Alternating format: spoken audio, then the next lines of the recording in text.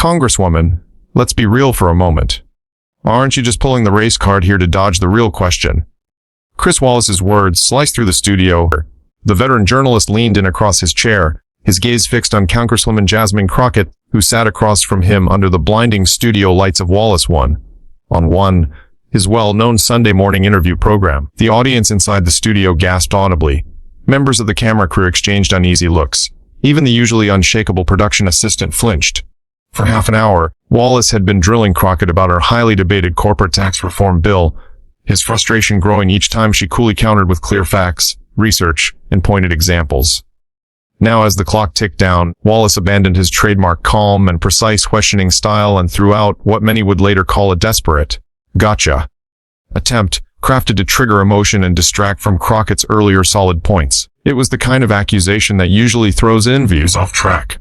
Suggesting someone is playing the race card often leads to one of two outcomes: angry defensiveness or clumsy backpedaling, both which make for short viral clips that dominate headlines for days.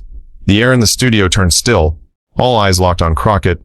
The crew seemed frozen in place, waiting for a loud clash or a misstep that would become the takeaway moment. But instead, Congresswoman Crockett took her time. She calmly lifted a glass of water, drank slowly, then set it down with steady composure. Her face stayed calm, her focus sharp. When she finally spoke, her voice was clear and even. Chris, she began, calling him by his first name. I've cited 17 separate economic studies in this conversation. I've brought up the Congressional Budget Office's analysis of my bill. I've even quoted your own earlier words on similar legislation. She leaned slightly forward, steady in her seat.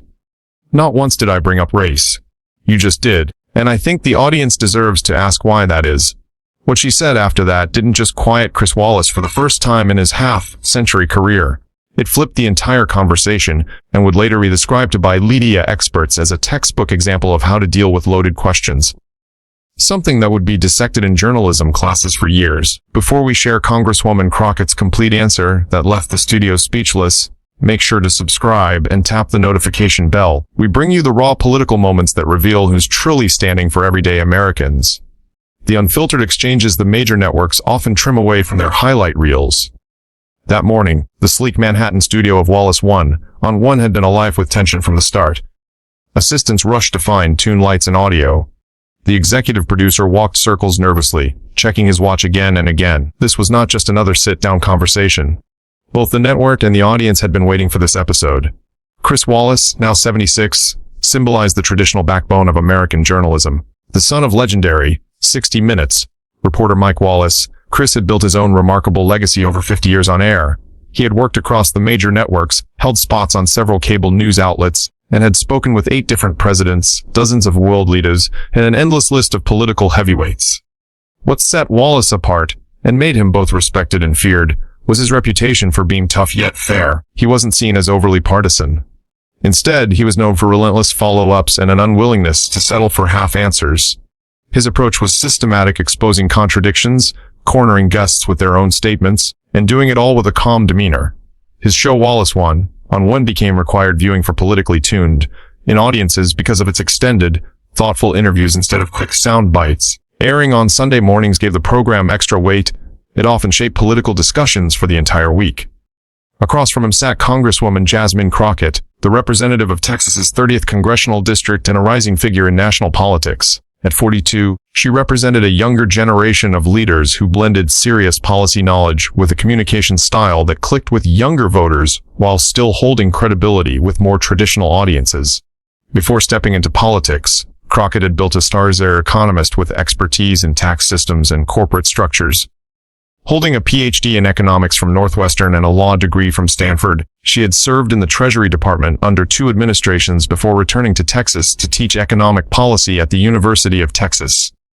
Her path into Congress was anything but conventional. Instead of moving up slowly through political ranks, Crockett gained national recognition when she testified before the Senate Finance Committee on corporate tax avoidance. Her clear breakdown of complicated tax maneuvers and their impact on working families went viral, suddenly making dense policy debates understandable to millions of people. So, when her district's longtime congressman retired, she ran for office and won, defeating multiple primary opponents and then her general election challenger by hammering away on middle-class economic concerns. In Washington, she quickly stood out as a legislator who put work before theatrics. preferring to master the technical details of policy instead of chasing camera attention. Her strength in hearings and interviews came from her ability to be both precise and relatable. She could take complex tax policy and explain it in plain, clear terms without watering it down. With her combined training as an economist and attorney, she had a depth of knowledge that few lawmakers could claim. The focus of today's interview was her new Corporate Tax Transparency and Fairness Act. This proposal aimed to significantly reform how multinational companies reported earnings and paid taxes abroad. To the surprise of many, the bill drew bipartisan support, with a handful of moderate Republicans backing it despite a heavy pushback from corporate lobbyists. The issue at stake was one that resonated widely: major corporations reporting billions in profit to shareholders while paying very little in federal taxes by shifting income into offshore accounts. Instead of simply raising the corporate tax rate, Crockett's bill concentrated on transparency, mandatory reporting, and closing specific loopholes that allowed this kind of profit hiding. What really grabbed the media's attention was the potential impact. The Congressional Budget Office estimated the bill could earn in $3 to $80 billion over the next decade without raising tax rates, simply by tightening enforcement and ensuring consistent global reporting. That figure alone sparked fierce opposition from business groups. Corporations launched ad campaigns claiming the law would hurt competitiveness and cut jobs. Several outlets friendly to big business released opinion columns warning of unintended economic fallout. The fight lines were clear: corporate powers on one side, reform advocates on the other. So when Wallace landed Crockett for the interview, media watchers took notice. Though Wallace was known for pressing both sides, his economic leanings had long leaned toward pro-business norms. Many assumed he would become the voice of corporate skepticism during the exchange, forcing Crockett to defend her bill against tough, business-centered arguments. The network promoted the episode heavily, advertising it as a hard-hitting showdown on a proposal that could reshape corporate America. The audience that morning was carefully chosen, made up of politically aware New Yorkers from across the spectrum, ensuring a mix of perspectives on tax reform. As the light lit up on the camera, Wallace's familiar introduction filled the room. Welcome to Wallace One-on-One, where we dive into extended conversations with the people shaping America's future. I'm Chris Wallace. The camera widened, revealing both Wallace and Crockett seated across from each other in the studio's modern, simple set, the New York skyline glowing behind them. My guest today is Congresswoman Crockett, whose Corporate Tax Transparency and Fairness Act has stirred up heated debate about how multinational companies are taxed. Congresswoman, thank you for joining us. Thank you for inviting me. Crockett responded with a relaxed smile. She wore a navy blue suit, professional but understated, along with simple pearl earrings, a sharp contrast to the high-end attire worn by corporate executives who had appeared in earlier weeks. Wallace jumped into his standard opening in simple terms. What does your bill actually do? It closes 3 specific loopholes that currently multinational companies show different profit numbers to different groups, Crockett explained. Right now, a company can tell shareholders one story, regulators another, and the IRS something else. My bill requires one uniform set of numbers across all fronts.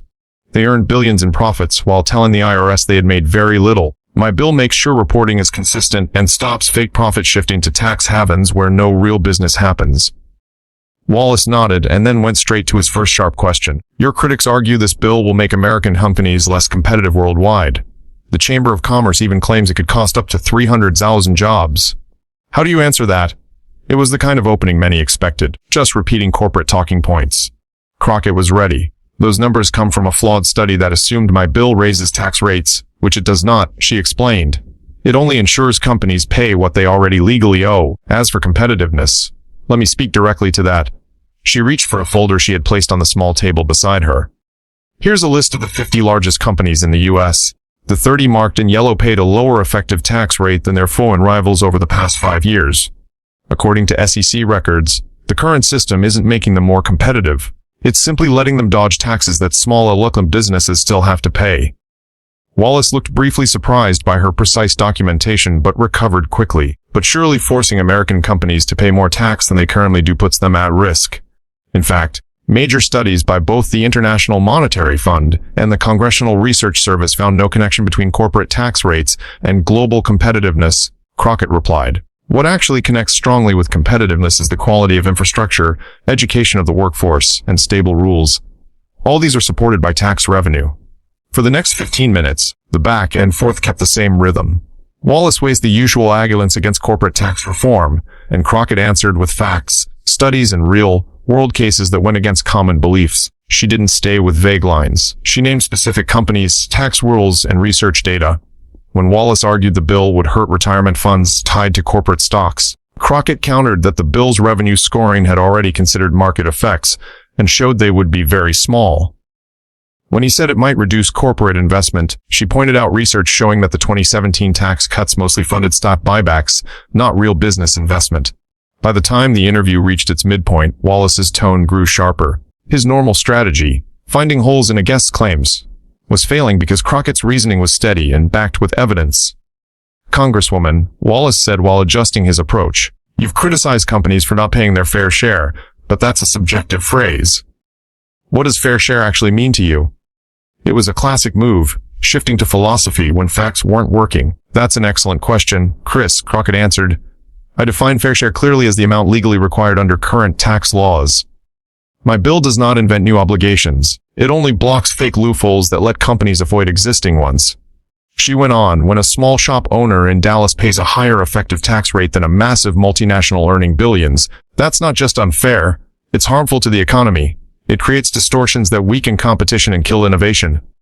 Wallace tried another approach. "Your bill targets what you call fake profit shifting, but companies argue they are just following the law as it is written. Isn't this just about changing the rules because you dislike the results? The law already bans profit shifting without real business substance," Crockett explained. "The true problem is weak enforcement. If a company claims $10 billion in profits from a tiny office in Bermuda with 3 workers, that clearly lacks substance. My bill simply requires more transparent reporting so these tricks can't hide in the dark." Past the 20-minute mark, Wallace's body language showed irritation. His questions became shorter and sharper. Crockett kept calm, steady, and fact-based, while the audit at first was now reacting more favorably to her responses. Wallace then tried another tactic. "You've presented this bill as helping working Americans, but isn't it really about pushing a progressive hustle to business?" "The bill has 6 Republican co-sponsors, Chris," Crockett replied without pause. "Senator Hawley has a matching version in the Senate. This is not about left or right. It's about fairness and efficiency. Even Adam Smith, often called the father of capitalism, said taxes should be certain, convenient, and based on the ability to pay. Our current system fails on all 3. Wallace looked at his notes and made a choice that shifted the direction of the interview. He dropped the policy talk and moved toward the personal. "Congresswoman, you keep pointing to your background as an economist, but your critics say you rely more on your identity than your expertise to shield your proposals. How do you respond?" The question was clearly designed to provoke or unsettle her. The audience murmured at the sudden shift in tone. Crockett paused, then answered calmly. "I'm not sure I understand your question, Chris. Which critics exactly have said that, and what part of my identity are you pointing to?" It was a sharp move, not defensive, but asking for clarity. Wallace, realizing he had been vague, tried to tighten his point. "Some say that when your proposals are challenged, you and others deflect by suggesting criticism comes from bias rather than genuine disagreement." "That's interesting," Crockett said smoothly. "In this interview, I've cited the Congressional Budget Office, the IMF, the CRS, and SEC filings. I haven't referred to any personal traits at all. I'm glad to continue discussing the actual policy if you'd like." Her answer made clear the gap between his question and the content of their conversation, putting Wallace in an awkward spot. As they entered the final stretch, Wallace made one more bold attempt. "Congresswoman, let's be blunt.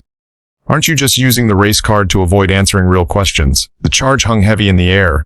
The studio went silent, all eyes tuned to Crockett. She took a slow sip of water, placed the glass down gently, and kept her expression steady. When she spoke, her tone was measured.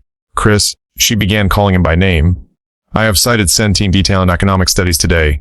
I've referenced the CBO scoring of my bill. I've even quoted your past words on similar proposals."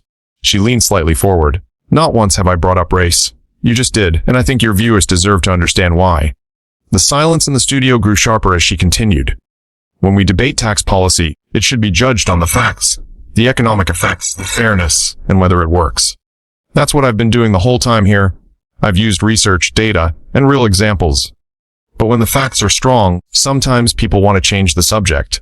They suggest someone like me couldn't possibly know economics, even though I have a PhD and years of work at the Treasury. They imply I must be leaning on identity politics instead of making a case." She motioned toward her folder. "Numbers don't lie, Chris. The CBO's score isn't about race or gender. The economic studies I've quoted come from across the political spectrum. My arguments either stand on evidence or they don't. Then she gave the line that would be replayed millions of times afterward. I didn't bring my identity to this discussion, Chris. I brought facts. If you can't counter the facts and instead want to debate who I am, I think your viewers are smart enough to see what's really happening. The audience broke into applause, unusual for Wallace's normally serious interviews. The veteran anchor, famous for staying cool, looked visibly unsettled.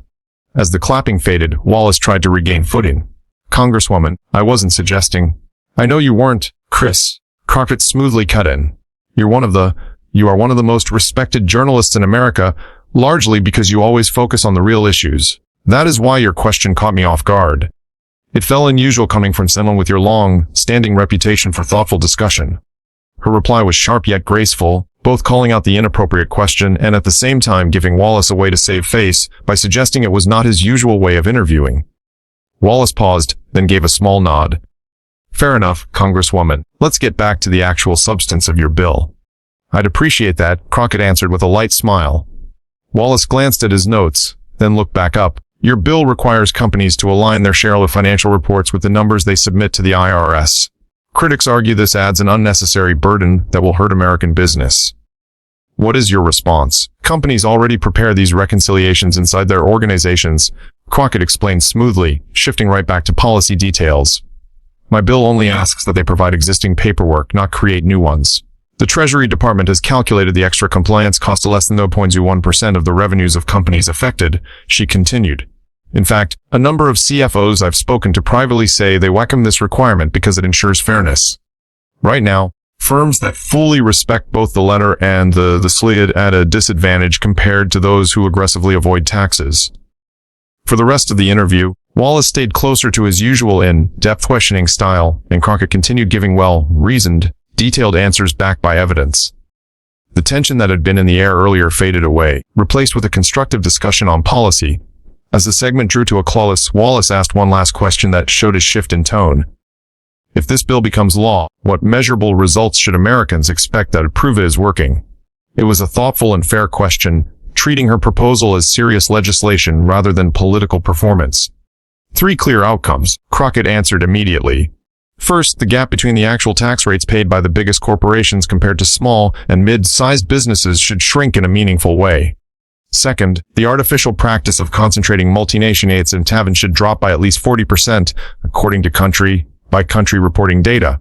And third, corporate tax revenue should rise by around $38 billion every year, all without raising the official tax rate. She added, most importantly, all of these changes should happen without harming genuine business activity, investment, or job growth, as measured by standard economic indicators. As Wallace turned toward the camera to wrap up the corkam, he did something rare for his show. Before we finish, Congresswoman, I want to say something. You arrived fully prepared with facts and research to defend your views. Whether people watching agree with your ideas or not, they have just witnessed a serious discussion about an important economic matter. He turned back to Crockett. Thank you for the clarity and level of detail you have shared today. It was a surprising acknowledgement from a journalist known for almost never complimenting his guests, no matter how they performed. Thank you, Chris, Crockett replied. This is exactly what American voters deserve. Serious conversations about how policies touch their lives, not political theater. As the studio lights dimmed and the off-air sign lit up, the audience in the room rose to give a standing ovation. It was not only for Crockett but also for the rare sight of a political interview that had focused more on facts than on empty sound bites. Outside the studio, producers and crew exchanged astonished looks. One production assistant was overheard saying, "Did Wallace really just admit he was wrong? I've been here 5 years and never once seen that." In the green room afterward, Wallace walked up to Crockett. Away from the cameras, his voice was open and sincere. Congresswoman, I've interviewed hundreds of political figures in my career. Very few have come as ready as you did today, and even fewer stay composed when pressed with tough questions. That was remarkable. Crockett thanked him warmly. I appreciate that, Chris. I respect the work you do and your dedication to real journalism. That's why that one question surprised me. It felt beneath the high standards you're known for. Wallace nodded thoughtfully. Sometimes in the moment, when an interview isn't flowing as planned, we slip into habits we should avoid. It reminds me that even after 50 years in this business, I still have more to learn. By the time Crockett left the building, her phone was already buzzing nonstop with notifications. Short clips of the exchange were rapidly spreading across social media platforms. Viewers from all sides of the political spectrum were commenting on her calmness and her mastery of complicated policy issues. By the time her flight touched down in Washington that evening, the interview had grown far beyond a regular Sunday talk show appearance. It had become a cultural moment. The clip of her steady reply to Wallace's pointed question had gone viral, drawing millions of views and countless comments. What made the reaction stand out even more was that it crossed party lines. Liberal voices naturally applauded Crockett's skill in handling what they saw as an unfair question. But many conservative voices also spoke with respect about her calm, fact-driven approach to policy conversation. "This is how serious debate should look," one commentator noted. "This is a partial rewording of the text you shared. To reach the 9,500 or less characters you requested, I'll need the full script L or multiple sections, so I can reword it in one go while keeping the full volume intact."